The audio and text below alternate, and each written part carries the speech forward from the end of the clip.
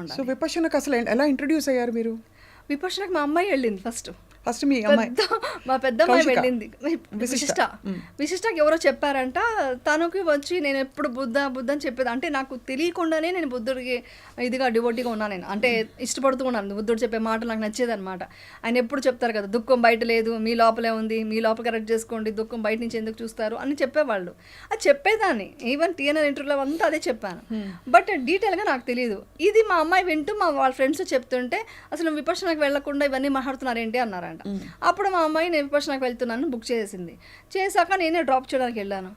చూసి అమ్మో 10 days phone లేకుండా ఎవరితో మాట్లాడకుండా నోబెల్ సైలెన్స్తో ఇలా ఉండి ఇక్కడ చేయాలా, ఇదేదో రూమ్ వచ్చారు, ఎక్కడ భోజనం చేయాలి, ఇక్కడ పడుకోవాలి, మార్నింగ్ 4:30కి లేచి వెళ్ళాలి, మార్నింగ్ లేవడం ఓకే కానీ ఇలా ఎలా ఉంటాము ఇలా మాట్లాడకుండా ఎవరితోనూ, నా వల్ల కాదు అని కూడా వీడియో పెట్టాను. యాక్చువల్లీ చెప్పాను, వీడియో తీసి స్టేటస్లో కూడా పెట్టేశాను నా వల్ల కాదని.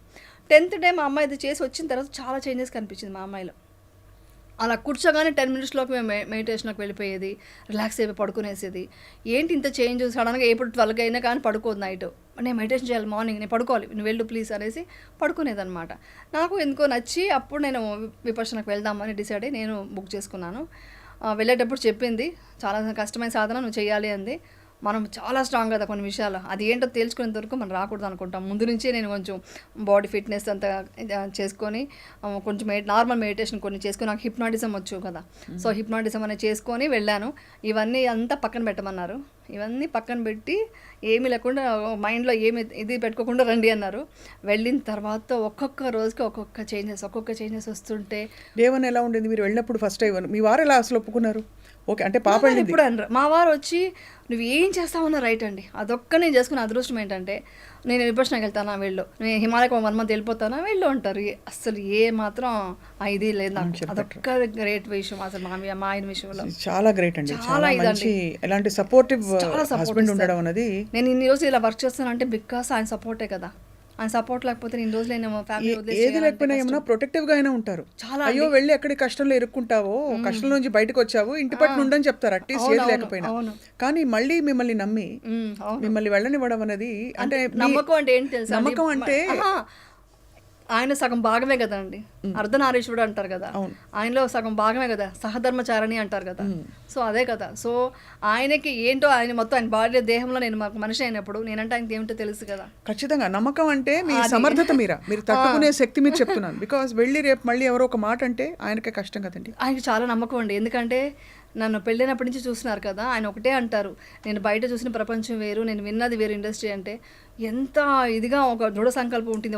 ఒక మాట అనుకుంటే అది ఛాలెంజ్ చేస్తావు, ఇవన్నీ ఉన్నాయి నీలో, గొప్ప విషయాలు ఉన్నాయనేసి ఆయన చాలా అప్రిషియేట్ చేసేవాళ్ళు. చాలా నమ్మకం ఉంది ఆయనకి. అలాంటిదంతా తెలుసు ఆయనకి. ఏదైనా అనుకుంటే సాధిస్తాను అనేది మాత్రం ఆయనకి బాగా తెలుసు అనమాట. అది అంటుంటారు, ఇంకెవరైనా పంపిస్తున్నాం విపర్శన, ఒకసారి ఫ్యామిలీ కూడా చూసుకోమా అంటుంటారు అనమాట. సో డే 1 వెళ్ళారు మీరు? వెళ్ళాను. సింపుల్ గా 4 కొన్ని జతలు, ఒక 8 బట్టల 8 జతల బట్టల 10 తీసుకెళ్ళిపోయాను. వాషింగ్ అంతా టీఎన్ఆర్ గారు ఇంటర్వ్యూ అయ్యాక కదా విపర్శనకి వెళ్ళింది. 2023లో వెళ్ళాను. లాస్ట్ ఇయర్ వెళ్ళింది నేను. లాస్ట్ ఇయర్ కి ఇంత డీప్ నేను వెళ్ళిపోయాను అనమాట. నాకు చాలా నచ్చింది. బట్ ఆ మధ్యలో అంతా కూడా మీకు ఎక్కడో అక్కడ వచ్చేవా సూచనలు, నాకు I want to go into different world అంటే నాకు ఒకటి బాధ నుంచి విముక్తి అనేది నాకు ఎంత చెప్పినా మాటల్లో ఉండేది. మళ్ళీ నేను ఏడ్చేదాన్ని. ఎంత స్ట్రాంగ్ అనుకున్నా తెలియకుండా ఒక్క చిన్న బాధ కూడా, ఎందుకు బాధ మొత్తం విముక్తి కలగట్లేదు, ఏదో బాధ ఉంటుంది లోపల. నేను చిన్న విషయాలు కూడా కొంచెం హర్ట్ అయ్యేవి, చాలా సెన్సిటివ్ నేను. ఇప్పుడు ఇంతసేపటికి 10 ఏడ్చుంటాను నేను మామూలుగా అయితే. సో అంతా ఉండేది, ఆ పెయిన్ ఉండేది. ఎక్కడో ఏదో తెలుసుకోవాలి, ఇంకేదో ఉంది లైఫ్లో, ఇది కాదు.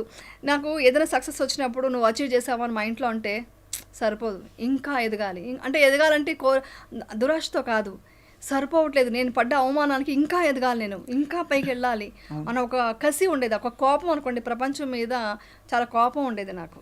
ఆ కోపం సహజం కదా, చాలా కోపం ఉండేది.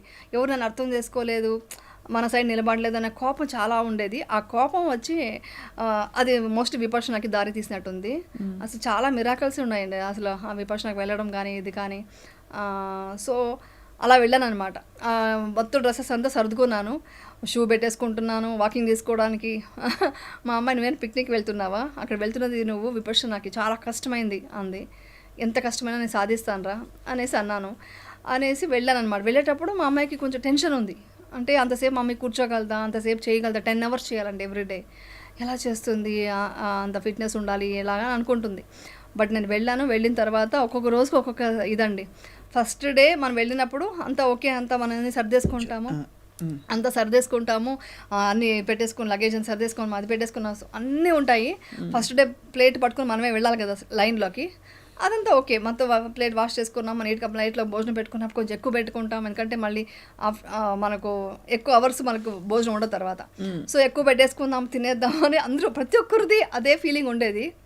సెకండ్ డే మీరు ఫస్ట్ వెళ్ళండి అని ముందు మనం ప్లేస్ వదలడం స్టార్ట్ చేసాం. అంటే మన క్యారెక్టర్ అక్కడ చేంజ్ అవుతుంది. ఆ చెప్పులు వదిలేది కూడా ఒక డిసిప్లిన్గా నీట్గా వదులుదామని, ఎవరైనా చెప్పులు కరెక్ట్ అటు వెళ్ళిపోయి ఉంటే దాన్ని తీసి మన కాళ్ళ తీసి పెట్టేవాళ్ళం అనమాట. అంటే మన మైండ్ సెట్ ఒక్కొక్క రోజుకి మనలో ఉన్న ఈగో పోతుంది. మనం అనుకుంటామండి నేను ఈగో లేదు నాకు, నేను చాలా మంచి అని. కాదండి, మనలో ఎన్ని తప్పులు ఉన్నాయో, ఎన్ని దోషాలు ఉన్నాయో, ఎంత ఈగోయిస్ట్గా ఉంటామో, ఎంత స్వార్థంగా ఉంటామో అనేది అక్కడికి వెళ్ళాక తెలుస్తుంది. మనం అనుకుంటామన్నీ ఏం లేదు నేను చాలా మంచి అని. కాదు, చాలా చేంజెస్ వస్తాయి అక్కడ. ఫస్ట్ మనం ఆ చెప్పులు పెట్టే దగ్గర నుంచి వేరే వాళ్ళకి ప్రాబ్లం ఉంటే వాళ్ళకి హెల్ప్ చేయడం. ఫస్ట్ డే అంటే మాట్లాడతాం కాబట్టి ఆ ఒక్కరోజు. సెకండ్ డే నుంచి మనకు భోజనం ఎంత కావాలో అంతే చాలు, మనకు విపర్శన ఇంపార్టెంట్ అని ఫుడ్ తగ్గించుకుంటాము. దాని తర్వాత బాడీ పెయిన్స్ అన్నీ వస్తాయి. సరే తర్వాత థర్డ్ డే వచ్చేసి ఇంకొక చేంజెస్ వస్తాయి. Full emotional. ఫోర్త్ డే నేను ఏడుస్తున్నాను అంటే ఎందుకు ఏడుస్తున్నానో తెలియట్లేదు, లోపల వికారాలు అన్నీ బయటకు వచ్చేసాయి. కోపము, ఆవేదన, కోపానికి సారీ ఇలా జరిగిపోయింది. కోపానికి థర్డ్ డే కోపం వచ్చింది, మా అమ్మాయి మీద కోపం ఉంది.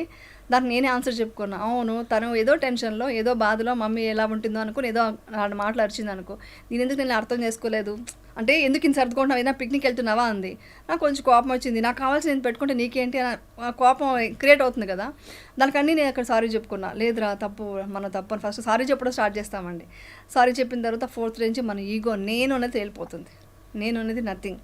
అలా ఒక్కొక్క రోజు చేసేటప్పటికి నాకు 7th డే యాక్చువల్లీ చాలా త్వరగా వచ్చిందంట. నాకు అక్కడ ఉన్న టీచర్స్ చెప్పారు 7th డేనే అక్కడ టోటల్గా భంగ అంటాము. భంగ అంటే ఒక టోటల్గా సెన్సేషన్ లేకుండా, మనసు సంబంధం లేకుండా, బాడీకి సంబంధం లేకుండా అవుతుందన్నమాట. అది జరిగినప్పుడు తెలియని అది చెప్పలేం, అది అనుభవిస్తే కానీ తెలియదు.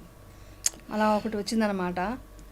ఈ డీప్ మెడిటేషన్లోకి వెళ్ళినప్పుడు చాలా డీప్గా వెళ్తూ ఇంకా మనకు కొంచెం అవేర్నెస్ ఉన్న ప్లేస్లో ఒక భయం కలుగుతుంది, మనం ప్రాణం విడుస్తున్నామా అని. డీపెస్ట్ స్టేట్ అలా కలిగిందా? భయం అంటే మన చిన్నప్పటి నుంచి కొన్ని భయాలు పెట్టేసుకుని ఉంటాం కదా, అదంతా పడుకున్నప్పుడు అంటే మనకు సెన్సేషన్స్ చాలా అయిపోయింది బాడీలో. ఆ సెన్సేషన్ ఏంటంటే హార్ట్ బయటకు వచ్చి వెళ్ళిపోతుందేమో, మన బాడీయే లేదు, ఓన్లీ హార్ట్ ఉందన్నంతగా ఇదిగా వచ్చేసింది నాకు. ఎంత చేసినా అవ్వట్లేదు.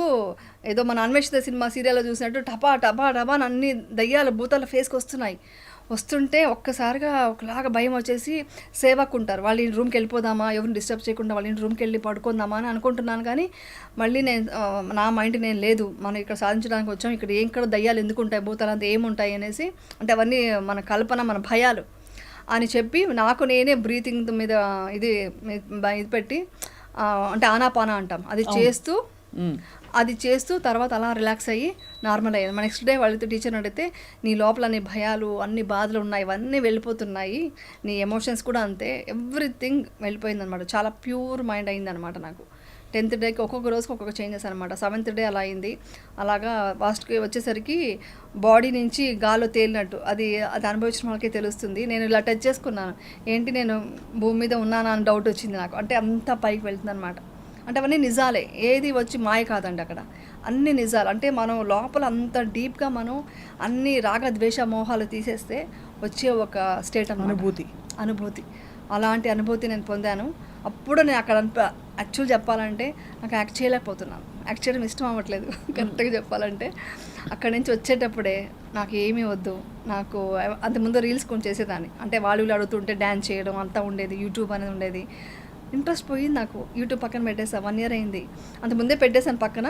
తర్వాత వచ్చేసి ఇది అయిన తర్వాత అయితే నాకు దాని మీద అస్సలు ఇంట్రెస్ట్ రాలేదు, రీల్స్ చేయను. అంటే ఎంతసేపు నేను ఆ మార్గంలోనే ఉండాలి, నాకు సరిపోవట్లే. అంటే వర్క్ ఉంది కాబట్టి చేయాలి, ఒక రెస్పాన్సిబిలిటీ ఉంది కాబట్టి వర్క్ చేస్తున్నాను. కానీ ఆ షార్ట్ అవ్వగానే ఇమ్మీడియట్గా ఇదంతా వచ్చి యాక్టింగ్, ఇది రియల్ కాదు అని మన మనసుకు నేను అనుకుంటూ ఇమ్మీడియట్గా మెడిటేషన్కి వెళ్ళిపోతాను. ఈవెన్ షూటింగ్లో కూడా లంచ్ బ్రేక్లో 1 hour మెడిటేషన్ చేస్తాను. మార్నింగ్ 1 hour, నైట్ పడుకున్నట్టు 1 hour, 3 hours కంపల్సరీ చేస్తాను. బా, ఎంత ధన్యమైన జీవితం అప్పుడు. అంటే coming out of all the crisis and rediscovering yourself, మనం ఏమిటో మళ్ళీ తెలుసుకోవడం. బట్ అఫ్ కోర్స్ ఇప్పుడు మీరు అంటే ఈ స్థితికి వచ్చి ఇవన్నీ అనుభూతి చెందిన తర్వాత బయట ఏవి ఇష్టపడట్లేదు అంటున్నారు. ఇష్టం అసలు. బట్ ఇంకా వెళ్ళాలంటే కూడా రెడీ అవ్వడం అవన్నీ ఏం ఉండదు, సింపుల్ గా వెళ్దామనే ఉంటుంది. సరే వాళ్ళకి డిస్టర్బ్ అవ్వకూడదు, అంటే మనం ఏదో గెటప్లో వెళ్ళాం అనుకోండి, అందరూ మనం చూసి స్టార్ట్ చేస్తారు కదా, ఇది డిస్టర్బెన్స్ ఎందుకని కొంచెం నార్మల్గా రెడీ అయ్యి అలా వెళ్ళి స్మైల్ చేస్తాను. ఎక్కడ బాధ కానీ ఎవరైనా ఇప్పుడు ఎవరు మీరు నన్ను తిట్టారంటే కూడా నేను నవ్వుకుంటూ వెళ్ళిపోతాను. మీ స్వప్న గారు తిట్టారంటే స్వప్న గారు తింటారేంటి, నేను బాధపడను, కోపం పడను, డెఫినెట్గా మేము జాలి వస్తుంది, నాకు జాలి దయ్య. ఓకే స్వప్న గారు తెలియదు మాట్లాడుతున్నారు, ఇట్స్ ఓకే అని మీకు మంచి జరగని వెళ్ళిపోతారు. మీ ఆ వైబ్రేషన్ తెలుసుకుని ఏదో ఒక రోజు మీరే నా దగ్గరికి వచ్చి మాట్లాడతారు. ఇలా జరిగింది కూడా. చాలా మంది నన్ను కలవకూడదు, నిన్ను చూడము మేము కానీ చాలా మంది నా ఇన్సిడెంట్స్ తర్వాత వెళ్ళిపోయిన వాళ్ళు నన్ను కలిసి అసలు నేను మిస్ అవుతున్నాము అని చెప్పారు. ఎందుకంటే నేను ఒక హాస్పిటాలిటీ చూసి ఇంత బాగా చూసుకుంటున్నావు, ఎంత కేరింగ్గా చూసుకుంటున్నావు, వీఆర్ మిస్సింగ్ యూ అని చెప్పారు. ఇది కదా అచీవ్మెంట్ అంటే. అది మీలో జరిగిన పరివర్తన అంటారా, లేకపోతే వాళ్ళలో జరిగిన మార్పు అంటారా? నేను ఎవ్రీడే మెడిటేషన్ 1 hour తర్వాత మనం 10 minutes మిత్తా ఇవ్వాలి. మిత్తా మీన్స్ ఈ టోటల్ యూనివర్స్లో అందరూ హ్యాపీగా ఉండాలి, అందరూ బాధలకు విముక్తులు కావాలి అని మనం ఎవ్రీడే కోరుకోవాలి. అలా కోరుకున్నప్పుడు ఒక్క మనిషి కూడా ద్వేషించకూడదు మనం. సో ఒక్క మనిషి మీద కూడా ద్వేషం ఇప్పుడు నాకు లేదు, 100% చెప్పగలను. ఒక్క మనిషి మీద కూడా మిమ్మల్ని కష్టపెట్టిన వాళ్ళు కూడా లేదు, మిమ్మల్ని చాలా అన్యాయంగా లేదు, వాళ్ళు ఇరికించిన వాళ్ళు బాగుండనే కోరుకుంటా. దట్ ఈస్ విపశ్యన ఒక గ్రేట్ థింగ్. అది నాకు నాలో చేంజెస్ వచ్చింది. ఇప్పుడు అలా చేశాను. ఇప్పుడు ఎగ్జాంపుల్ ఉంది కదా, ప్రూఫ్. వాళ్ళు నన్ను ఎత్తుకుంటూ వచ్చారు, నాకు నువ్వు కావాలి అని వచ్చారు. మా ఫ్యామిలీలో మా దూరం బంధువులంతా వచ్చారు నన్ను చూసుకొని. నన్ను ఈరోజు చూస్తే ఇంకొకటి కూడా అబ్జర్వ్ చేశాను. ఒక ఫంక్షన్కి వెళ్ళాను, వెళ్తే నేను నార్మల్గా ఎలా ఉన్నాను, ప్రతి నన్ను చూసి స్మైల్ చేస్తున్నారు. అంటే నాలో ఉన్న ఒక వైబ్రేషన్ వాళ్ళని నన్ను చూసి ఆప్యాయంగా స్మైల్ చేయాలని అనిపిస్తుంది. ఎక్కడ ఒక నేరో మైండ్తో నేను ఎవరిని చూడట్లేదు. ఏ మిస్టేక్ చేసినా కూడా ఒక స్మైల్. మీరు కోపడినా ఓకే, తెలియకుండా చేశారు, ఓకే హ్యాపీగా ఉండు, మీ మీద జాలి కలుగుతుందే కానీ అంటే ఏం తెలుసుకోలేకపోతున్నావు, లైఫ్ అంటే ఏంటని మీకు తెలియకపోతుంది అని జాలి కలుగుతుందే కానీ ఒక ద్వేషం, కోపం అనేది లేదు. కోపం అంటే చిన్న చిన్న కోపాలు వస్తాయి. ఇప్పుడు ఎగ్జాంపుల్కి ఏదో అనుకున్న పని టైంకి అవ్వలేదు, ఈ టైంకి రమ్మన్నా రాలేదు, బట్ ఆ కోపం అది రియల్ లోపల నుంచి వచ్చే కోపం కాదు, పైన అనే మాటలే. దాని తర్వాత వాళ్ళు కూడా మనం అయ్యో కోపడ్డాం తెలుస్తుంది, అవేర్నెస్తో ఉంటాము. కోపం వచ్చినా కోపం వచ్చింది, బాధ వచ్చినా బాధ వచ్చింది, నాకు అవేర్నెస్ ఉంటుంది అనమాట.